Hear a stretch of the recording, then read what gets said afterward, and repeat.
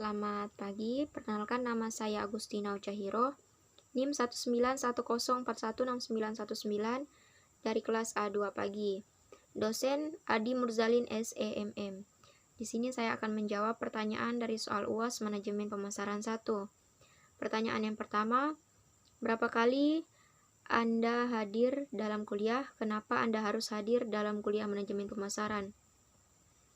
Jawabannya 12 kali. Karena ini sudah termasuk tanggung jawab saya karena saya telah mengambil perkuliahan manajemen pemasaran 1.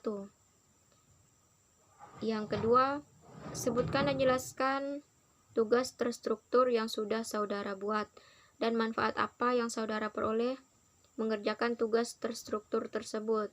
Jawabannya, yang pertama ringkasan bab 1 manajemen pemasaran, yang kedua ringkasan video manajemen pemasaran, yang ketiga mengerjakan soal dan video manajemen pemasaran, yang keempat latihan soal manajemen pemasaran dari link, yang kelima tugas meringkas video periklanan, yang keenam tugas buat iklan dengan YouTube, yang ketujuh ringkasan artikel personal selling di Google dan YouTube, yang ke-8 tugas video record personal selling. Manfaat yang saya peroleh yaitu saya bisa lebih mengerti apa yang harus saya pelajari di mata kuliah manajemen pemasaran ini. Soal yang ketiga, manfaat apa yang saudara peroleh mempelajari manajemen pemasaran 1 melalui Google Classroom?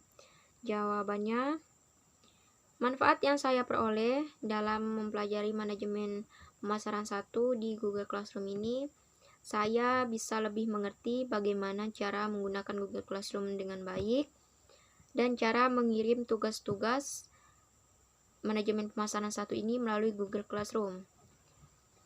Soal bagian B. Yang pertama, tuliskan syarat teks iklan jika iklan ditinjau dari isi. Jawabannya, isi iklan harus jelas. Isi iklan disyaratkan singkat, jujur, menarik perhatian, objektif, dan tidak menyinggung salah satu pihak.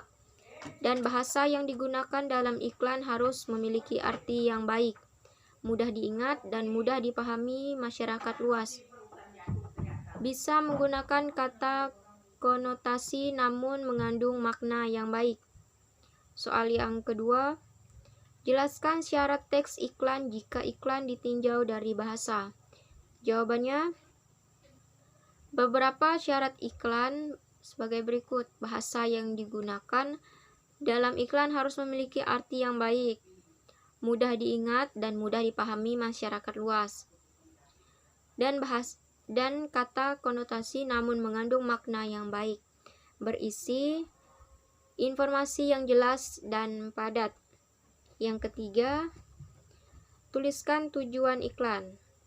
Tujuan dari iklan adalah untuk membujuk dan mendorong orang lain agar menjadi tertarik untuk menggunakan suatu produk atau jasa. Memberikan informasi kepada orang lain mengenai suatu produk, barang atau jasa, merek, perusahaan, atau suatu ide. Soal yang keempat, tuliskan jenis-jenis iklan berdasarkan isinya, yaitu yang pertama iklan penawaran, iklan pelayanan, iklan pengumuman atau pemberitahuan, iklan perintah. Soal yang kelima, tuliskan jenis-jenis iklan berdasarkan media, yaitu iklan media cetak, iklan media elektronik, iklan film, iklan media digital, dan iklan luar ruangan. Soal yang ke-6, tuliskan jenis-jenis iklan berdasarkan tujuan. Jawabannya, jenis iklan berdasarkan tujuan terbagi menjadi 3 jenis, yaitu iklan komersil dan iklan korporat dan iklan non-komersil. Yang ketujuh, coba Anda buat iklan tentang jurusan manajemen Fakultas Ekonomi UPB agar masyarakat atau konsumen mau kuliah di jurusan manajemen Fakultas Ekonomi UPB. Ini saya akan kirim melalui link dan saya langsung menjawab soal nomor 8. Tuliskan fungsi dari media promosi. Yang pertama, untuk memberitahu kepada orang banyak. Yang kedua, untuk melariskan suatu produk yang dipromosikan. Yang ketiga, memaparkan sebuah produk yang akan dijual. Soal yang ke-9, berdasarkan macam-macam media yang digunakan, maka periklanan dibedakan menjadi, jawabannya, periklanan dibedakan menjadi 2, yaitu media cetak dan media elektronik. Soal yang ke-10, apa yang dimaksud personal selling?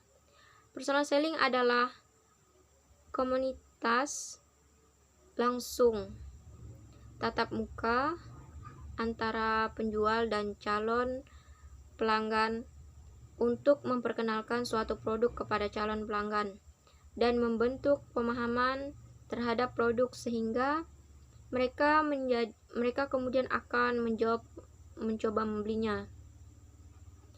Soal yang ke-11, apa yang dimaksud dengan sales promotion? Jawabannya, sales promotion adalah salah satu tipe marketing yang biasanya digunakan untuk memperkenalkan produk baru, menghabiskan produk lama, dan tentu saja menaikkan angka penjualan. Yang ke-12, tuliskan alat-alat yang digunakan dalam kegiatan sales promotion. Jawabannya, sampel. Yang pertama sampel, yang kedua kupon, kupon atau voucher, yang ketiga premi, yang keempat tawaran uang kembali,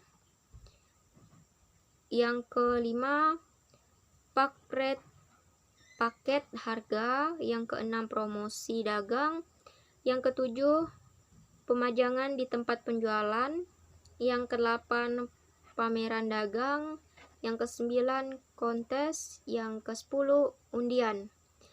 Jawaban soal nomor 13, apa yang dimaksud dengan publicity?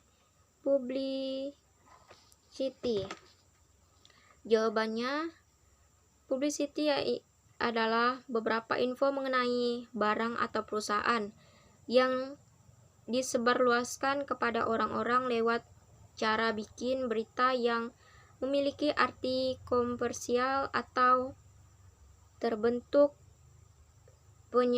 penyajian lain yang berbentuk positif. Sekian dari saya, terima kasih.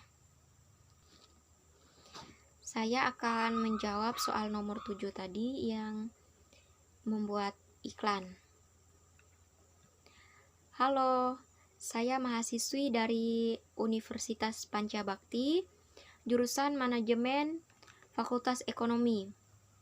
Di jurusan manajemen ini, di Fakultas Ekonomi, sangat bagus dan sangat membantu kalian, apalagi kalian yang ingin masuk pekerjaan seperti perkantoran, CU, bank, dan lain-lain.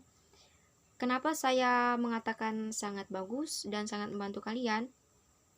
Karena mata kuliah yang ada di jurusan manajemen di Fakultas